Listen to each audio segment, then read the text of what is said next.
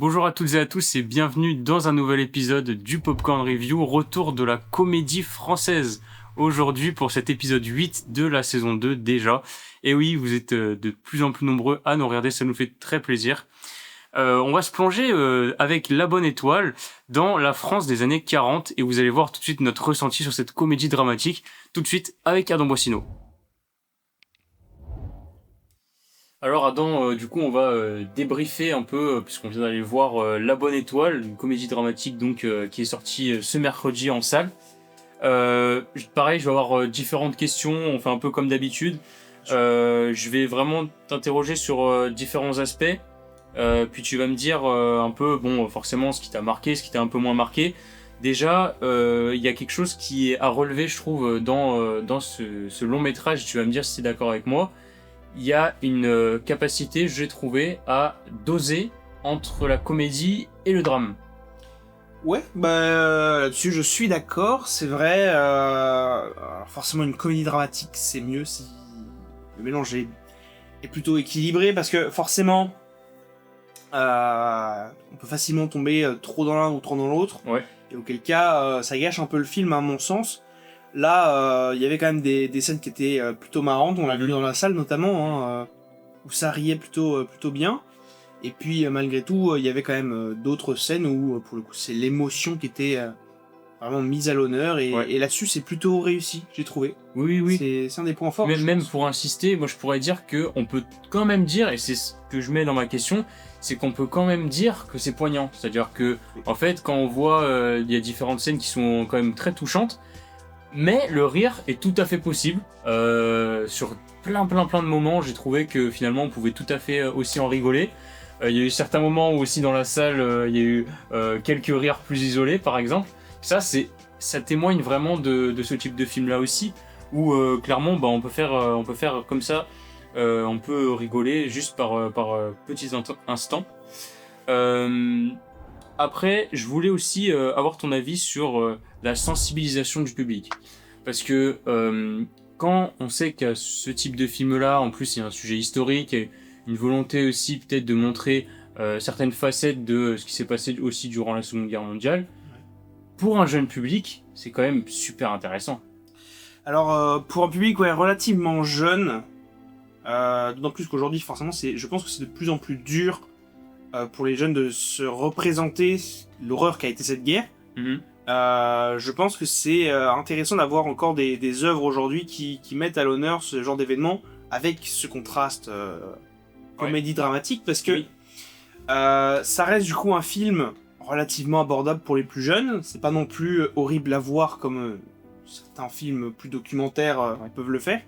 Et en même temps, ça met quand même en lumière tout l'antisémitisme de l'époque, qui est quand même franchement important à connaître, de se rendre compte.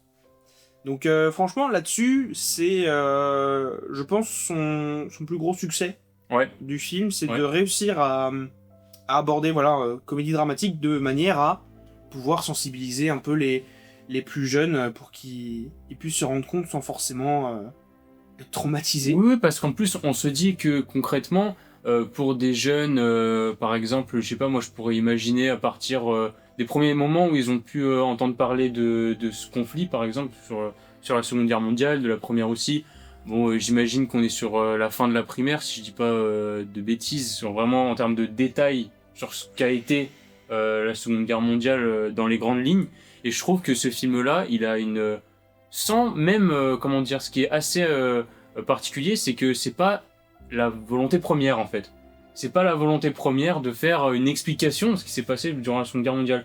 Mais je trouve que c'est une bonne façon pour un jeune public d'avoir des premières cartes, en fait, des premières cartes de compréhension sur cet événement. Ouais, bien sûr, je te rejoins. C'est parfait. Et aussi, du coup, c'est ça, c'est-à-dire qu'il y a cette volonté, pas vouloir le faire directement, et on passe beaucoup par l'humour. Oui. On passe beaucoup par l'humour, un humour qui pourrait rappeler ce qu'on a vu par exemple dans le cinéma des années 70, où souvent on a vu un Louis de Funès avoir un humour un peu arriéré, un peu vieux jeu par rapport aux Allemands, les Boches, où toujours on va essayer d'être le plus lourd possible avec ce type d'humour-là. Et c'est très efficace. Et donc, en la matière, j'appelle Benoît Poulvorde, puisque il a le rôle principal. Déjà, comment est-ce que tu l'as trouvé? Et par rapport à ce que je viens de dire, à quoi est-ce que ça te fait, comment ça te fait réagir? Il a été plutôt bon.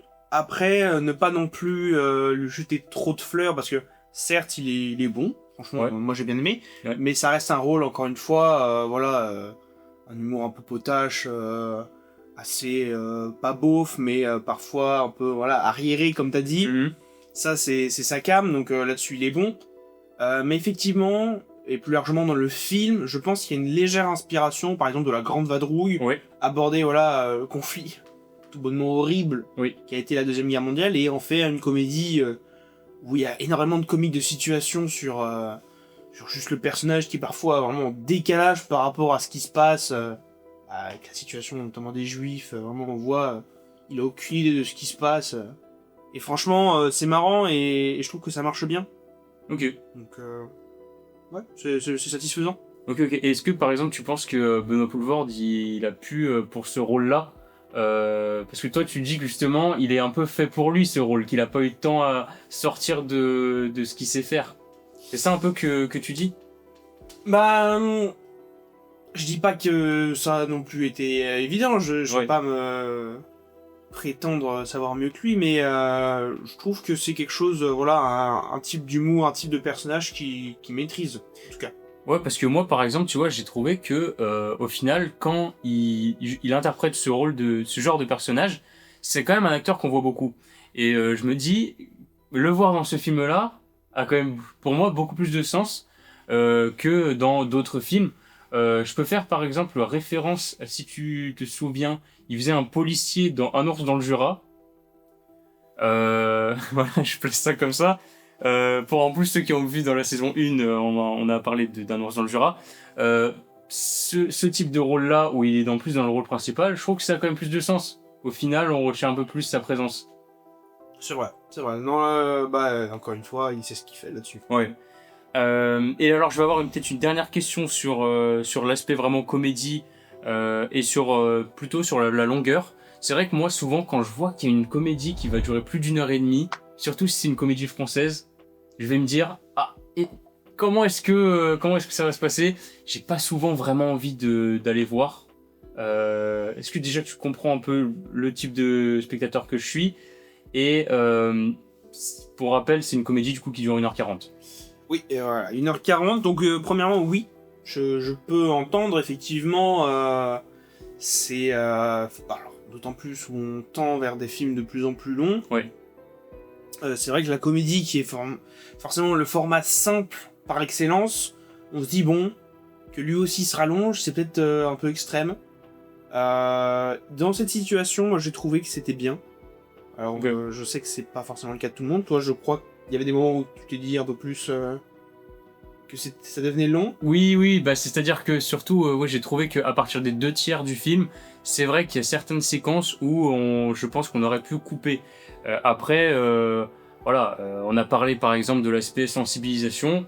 Là, je trouve que du coup, quand même, on rentre un peu dans un contresens si on fait ça. Certes, d'un point de vue longueur, on n'est pas... pour moi, c'est pas non plus optimal. Mais voilà, je trouve que sur l'aspect sensibilisation, au final, ça contrebalance. Oui, alors moi j'ai moins eu le cas pour le coup, aux 2 tiers. Alors, peut-être plus au début, moi, tu vois. Ouais. Au début, je me suis dit, bon, peut-être qu'on est un peu lent à mettre tout en place, mais avec du recul, pas énormément parce qu'on suit pas la séance, mais je trouve que ça marche bien. Ok. Voilà, donc, j'ai pas été choqué par la durée. Ok. Bon bah du coup je te propose qu'on passe aux notes du coup désormais avec déjà un scénario qu'on a mis à la hauteur de 7 sur 10 qui est pour nous un des points forts de ce film là quand même, étant donné sa capacité aussi à nous surprendre par moment. Voilà.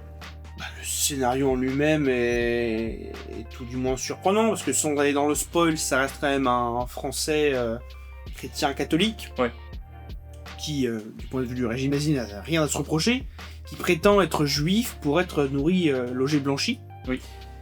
et qui se retrouve inclus dans la résistance. Alors c'est vrai que dit comme ça peut paraître étrange, et franchement, Et c'est ça plutôt marche, bien amené. Hein. c'est quand même efficace. On pourrait se dire, oulala, ça va être complexe à mettre en œuvre. Et finalement, c'est bien fait. Ouais. Je sais pas si ça a été complexe à imaginer, mais le mélange marche. Moi, j'ai bien aimé. Et puis, le scénario, c'est aussi, dans le cadre de la comédie dramatique, faire aussi du comique de situation. Pas mal. Oui. Ce film. Et c'est bien réussi. Point fort aussi de Boulevard. Ouais. Forcément, les performances jouent, mais là, le scénario importe aussi et c'était réussi. Donc, point fort, je pense, du film. D'accord. Là où on est quand même un peu moins bon, c'est sur, par exemple, les personnages, où il y en a quand même beaucoup, et c'est compliqué d'en retenir certains. Je sais pas si tu vas avoir beaucoup d'autres choses à ajouter là-dessus, donc voilà, pour les personnages, on a mis une note de 5 sur 10, et par contre, pour les performances, on a relevé un peu, on a mis plutôt 6 sur 10, étant donné quand même que le film est, certes, évidemment porté par Benoît Poelvoorde, mais bon, on a trouvé quand même qu'il y avait eu certains efforts d'acting. Voilà, sans rentrer trop dans les détails, j'ai trouvé que il n'était pas non plus très bien accompagné, Benoît Poelvoorde, mais voilà, c'était plutôt cohérent, on va dire. Bon, écoute, t'as plutôt bien résumé. Oui, les personnages très nombreux et assez peu qu'on retient. Ouais. Même au sein des deux principaux, vu qu'ils ont plusieurs noms, t'as du mal. Oui, c'est ça, parce que pour que les gens comprennent, en fait, il y a vraiment le moment où il y a l'identité juive et le moment où il y a l'identité vraiment française, quoi. Et donc, tout au long de l'histoire, on va un peu alterner entre les gens qui connaissent par l'identité juive, la nouvelle, ouais. et les autres par d'autres personnes, ouais. Voilà, plus anciennement, voilà, ouais, c'est ça. Donc, ouais, et puis sur les performances, on a un Poelvoorde qui est bon, Pascal Elbé qui joue Samuel Goldstein, qui accompagne bien, et après, on est sur du hockey tiers. Voilà, on n'est pas au-dessus, c'est un peu dommage. Donc juste 6, mais après... Par exemple, Audrey Lamy qui est pas non plus sur son meilleur rôle. Voilà, après forcément, encore une fois, son rôle est pas non plus très présent, mais on n'est pas non plus sur du... On aurait pu peut-être s'attendre un peu mieux, voilà, on aurait pu. Mais ça reste satisfaisant. Voilà. Rappelons-le quand même. Ensuite, pour la qualité des images des plans, aussi accompagné de la musique, là on est quand même sur quelque chose de très basique, j'ai envie de dire.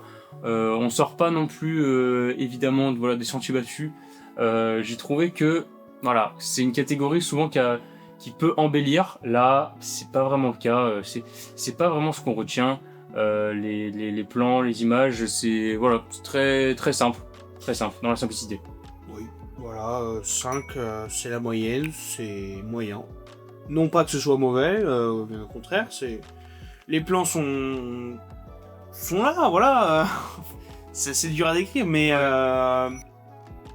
n'y a rien de particulier à retenir. Ok. Si ce n'est peut-être le petit thème musical qui en même temps qui est sympa, mais de là à monter la note, je pense pas. Et du coup, enfin, la dernière catégorie qui est celle du coup de l'objectif de réalisation, là c'est aussi un des points forts du coup du film avec le scénario, où on est encore une fois à 7 sur 10.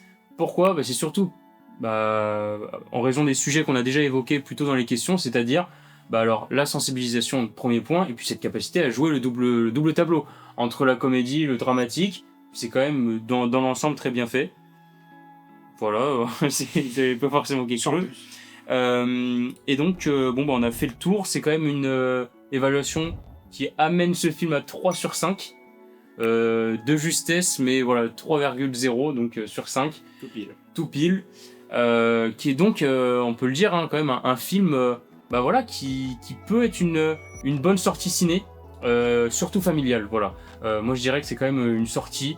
Là, si vraiment vous voulez aussi amener des enfants en salle, c'est vraiment le moment avec ce film-là. Ça parle en plus d'un sujet de la Seconde Guerre mondiale qui c'est important souvent quand même d'aller revoir, d'aller à nouveau avoir cette curiosité, pourquoi pas de redécouvrir. Donc écoutez, merci beaucoup d'avoir encore une fois visionné cet épisode du Popcorn Review et écoutez, on se dit à la semaine prochaine pour une prochaine review.